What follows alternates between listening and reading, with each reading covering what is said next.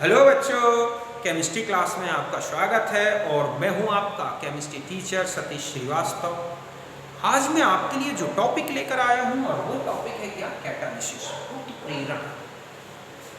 तो स्टार्ट करते हैं हम अपना ये टॉपिक और सबसे पहले आते हैं हम इसकी डेफिनेशन पर। यदि हम इसे डिफाइन करें तो क्या कह सकते हैं कि the process of the changing the rate of reaction by addition of foreign substance in the reaction is called catalysis, and the foreign substance which remains chemically and quantitatively unchanged after the reaction is called catalyst। मतलब किसी भी reaction में foreign substance को मिलाने से rate of reaction में changing process ही क्या कहलाती है, कैटालिसिस। और वो सब्सटेंस जो रेट ऑफ रिएक्शन को चेंज करता है, वो फॉरेन सब्सटेंस जो रेट ऑफ रिएक्शन को चेंज करता है लेकिन रिएक्शन के बाद खुद केमिकली और क्वांटिटेटिवली अनचेंज्ड रहता है, उसे बोलते हैं क्या, कैटालिस्ट। समझ गए ना? मतलब है कि the process of the changing the rate of reaction by addition of foreign substance in reaction is called catalysis, and foreign substance which is remains chemically and quantitatively unchanged after the reaction called catalyst। समझ गए बच्चों कि अभिक्रिया में किसी बाहरी पदार्थ के मिलाने से अभिक्रिया वेग में परिवर्तन उत्प्रेरण कहलाता है, तथा मिलाया गया पदार्थ जो अभिक्रिया के बाद रासायनिक एवं मात्रात्मक रूप से अपरिवर्तनीय होता है उसे बोलते हैं उत्प्रेरक। समझ गए कि ऐसा पदार्थ जो रासायनिक अभिक्रिया के वेग को बदल दे लेकिन खुद मात्रात्मक रूप से और रासायनिक रूप से अपरिवर्तनीय रहे, तो वो कहलाता है उत्प्रेरक। और उत्प्रेरक द्वारा अभिक्रिया वेग में परिवर्तन करने का प्रक्रम ही क्या कहलाता है, उत्प्रेरण। तो सबसे पहले वर्जीनियस ने कैटालिसिस और कैटालिस्ट टर्म को प्रपोज किया था, तो आप इसे नोट करें।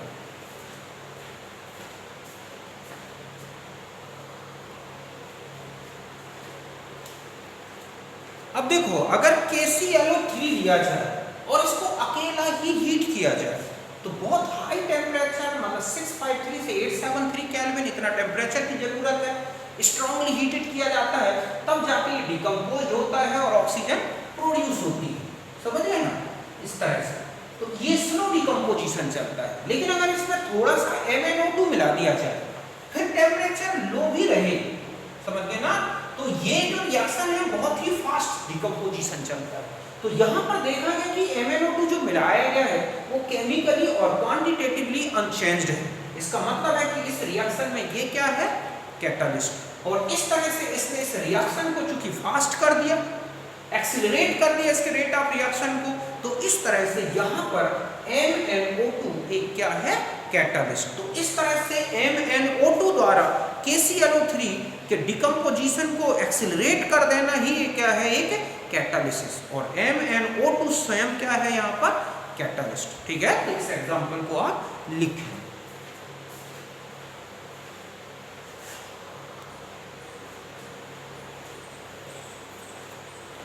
अब हम आ जाते हैं कैटालिसिस के टाइप्स। तो देखो, जो कैटालिस्ट है और जो रिएक्टेंट है, मतलब जितने भी रिएक्टेंट्स हैं और जो कैटालिस्ट है, इनकी फिजिकल स्टेट के बेस पर कैटालिसिस को 2 टाइप्स में डिवाइड किया गया है। इनमें से एक होता है होमोजीनियस कैटालिसिस, समांगी उत्प्रेरण।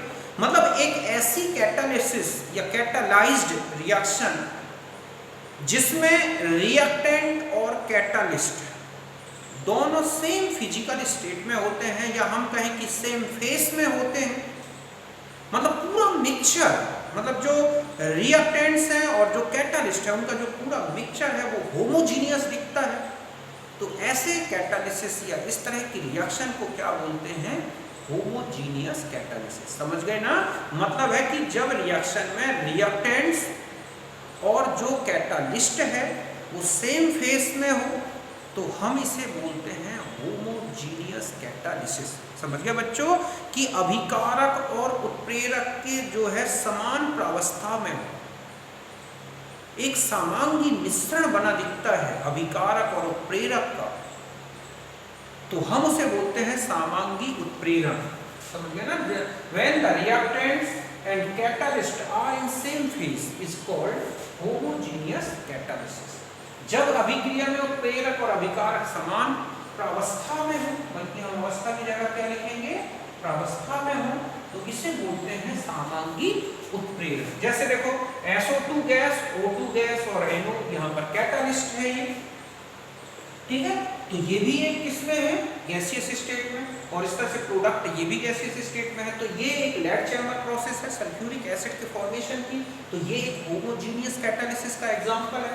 ठीक इसी तरह से 2CO gas plus O2 gas, NO catalyst gaseous state में है, बनता है 2CO2, तो ये भी एक क्या है, होमोजीनियस कैटालिसिस। तो यहाँ तक समझ गए। और भी एग्जांपल बताता हूँ, पहले आप इसे नोट करें।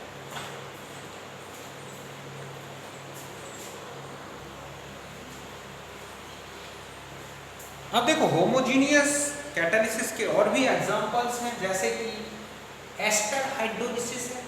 तो एस्टर यहाँ पर लिक्विड है, H2O लिक्विड है, यहाँ पर जो H2SO4 है कैटालिस्ट है, ठीक है। ये भी एक क्या है, लिक्विड स्टेट में, बाकी प्रोडक्ट उस बने हुए लिक्विड वाटर में डिसॉल्व हो जाते हैं, एक्वस स्टेट में होते हैं। ठीक इसी तरह से इन्वर्जन ऑफ शुगर में, ये शुगर है लिक्विड स्टेट में है, और H2O लिक्विड, ये बिल्कुल होमोजीनियस मिक्सचर बन जाता है, समझ गए ना। दोनों एक दूसरे में सॉल्युबल होते हैं, H2SO4 मिलाते ही वो इसमें सॉल्युबल होता है, और इस तरह से ग्लूकोज और क्या बन जाते हैं, फ्रक्टोज। तो इस तरह की रिएक्शन जिसमें क्या हो, ठीक है, कैटालिस्ट और जो रिएक्टेंट्स हैं वो सेम फेज में हो, तो वो होमोजीनियस कैटालिसिस है। अब देखो कुछ कैरेक्टर्स हैं होमोजीनियस में। पहला ये है कि catalyst and reactants form homogeneous mixture, मतलब जैसे ही आप रिएक्टेंट और कैटालिस्ट मिलाएंगे तो उसमें एक होमोजीनियस मिक्सचर बन जाएगा, जिसका कलर सेम होगा, डेंसिटी सेम होगी, ठीक है। फिर धीरे धीरे रिएक्शन जैसे चलती है और प्रोडक्ट बनता है, और फाइनली जो कलर है, डेंसिटी है, वो प्रोडक्ट के अनुसार मिक्सचर की होगी, लेकिन इनिशियली बिल्कुल एक होमोजीनियस मिक्सचर बन जाता है। दूसरा होता है कि इसमें जो कैटालिस्ट है और रिएक्टेंट है, इनके बीच में रिएक्शन चलती है, केमिकल रिएक्शन। मतलब यहाँ पर कैटालिस्ट जो है वो केमिकल रिएक्शन देता है और एक रिएक्शन इंटरमीडिएट बनाता है, जो बाद में किस में कन्वर्ट हो जाता है, प्रोडक्ट में। तो इस तरह से यहाँ जो कैटालिस्ट है वो केमिकल रिएक्शन में इन्वॉल्व होता है, होमोजीनियस कैटालिसिस में। तीसरा है कि, ठीक है, तो यही मैंने लिखा है कि catalyst gives the reaction with reactants and form reaction intermediate. उत्प्रेरक तथा अभिकारक के मध्य रासायनिक क्रिया होती है और मध्यवर्ती बनता है।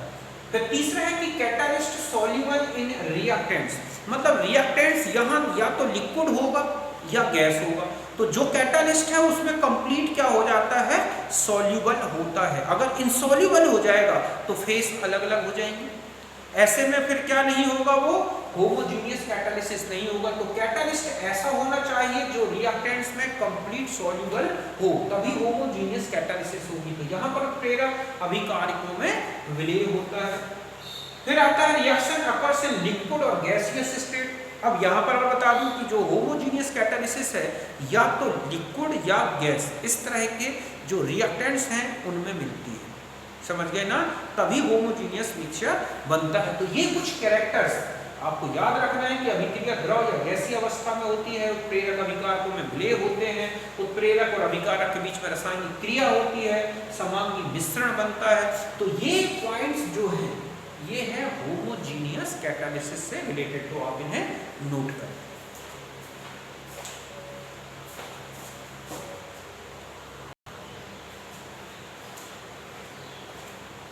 अब देखो, अब हम आ जाते हैं हेट्रोजीनियस कैटालिसिस, विषमांगी उत्प्रेरक, मतलब एक ऐसी कैटालिटिक प्रोसेस जिसमें रिएक्टेंट्स और कैटालिस्ट डिफरेंट फेसेस में हो, मतलब सॉलिड, लिक्विड और गैस, इस तरह से कोई भी स्टेट एक साथ हो सकती है। तो इस तरह की कैटालिसिस को हम क्या बोलते हैं, हेट्रोजीनियस कैटालिसिस। समझ गए ना, the catalytic process in which reactants and catalysts are in different phases is called heterogeneous catalysis। ऐसा उत्प्रेरक जिसमें अभिकारक और उत्प्रेरक विभिन्न प्रावस्थाओं में होते हैं, जैसे N2 gas plus 3H2 gas, FeMO solid, ये कैटालिस्ट होते हैं यहाँ पर, ठीक है। तो यहाँ पर बनता है अमोनिया हैवर प्रोसेस, तो ये भी एक क्या है, हेट्रोजीनियस कैटालिसिस, क्योंकि ये सॉलिड है और ये गैस है। ठीक इसी तरह से SO2 + O2 B2O5 catalyst use होता है। कॉन्टैक्ट प्रोसेस जो होती है सल्फ्यूरिक एसिड फॉर्मेशन की, ये भी एक क्या है, हेट्रोजीनियस कैटालिसिस। ठीक इसी तरह से हाइड्रोजनेशन है, निकल की प्रेजेंस में होता है, यहाँ ये कैटालिस्ट है, तो ये भी एक क्या है, हेट्रोजीनियस कैटालिसिस। अगर यहीं पर विल्किंसन कैटालिस्ट का यूज कर दिया जाए, विल्किंसन कैटालिस्ट गैसियस स्टेट में होता है और ये गैसियस स्टेट में है, तो वो एक क्या हो जाती है, एक होमोजीनियस हाइड्रोजनेशन। लेकिन यहाँ पर निकल सॉलिड है, तो ये एक क्या है, आपने यहाँ पर एक हेट्रोजीनियस एक कैटालिसिस। तो ये समझ गए होंगे, ऐसे बहुत सारे एग्जांपल्स होंगे, आपको रटने नहीं है। ध्यान रखना है कि अगर कोई रिएक्शन कैटालिटिक रिएक्शन दी है और उसमें रिएक्टेंट्स और कैटालिस्ट की सेम फेस दिख रही हैं, तो आपको सीधा लिखना है ये होमोजीनियस कैटालिसिस है। डिफरेंट फेसेस दिख रही हैं तो आपको सीधा लिख देना है ये क्या है, हेट्रोजीनियस कैटालिसिस। समझ गए ना, कि ऐसा नहीं कि कोई पर्टिकुलर एग्जाम्पल ही पूछा जाएगा। आपको रिएक्शन लिखी है, हाँ एक जरूर इंपॉर्टेंट है, H2SO4 के फॉर्मेशन की लेड चैम्बर प्रोसेस और कॉन्टैक्ट प्रोसेस, इस नेम से पूछ ली जाती है कौन इसमें होमोजीनियस और कौन हेट्रोजीनियस है। लेकिन जनरली 90% इससे भी ज़्यादा ऐसे रिएक्शंस लिख के आपको पूछ लिया जाएगा कि किस तरह का कैटालिसिस है, तो आप इसे नोट करें।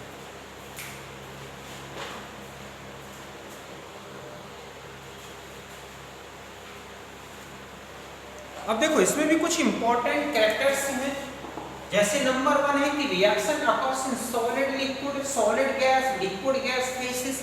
मतलब ये है कि इसमें जो कैटालिस्ट है, मान लो सॉलिड है, तो जो रिएक्टेंट्स है वो लिक्विड भी हो सकता है, सॉलिड भी हो सकता है और गैस भी हो सकता है। तो ये सभी फेसेस में रिएक्शन चलती है, जबकि आपने होमोजीनियस में देखा था ज्यादातर लिक्विड या गैसियस स्टेट में होती है।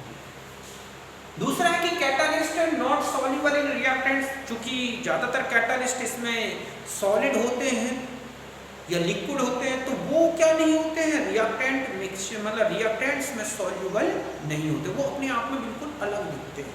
समझ गए ना, चाहे वो हाइड्रोजनेशन देख लो, चाहे कॉन्टैक्ट प्रोसेस देख लो, समझ गए ना। तो उसमें आपको कैटालिस्ट अलग दिखेगा, रिएक्टेंट्स बिल्कुल अलग, तो ये एक दूसरे में सॉल्युबल नहीं होते, जबकि उसमें बिल्कुल सॉल्युबल मिक्सचर बन जाता है, होमोजेनियस मिक्सचर।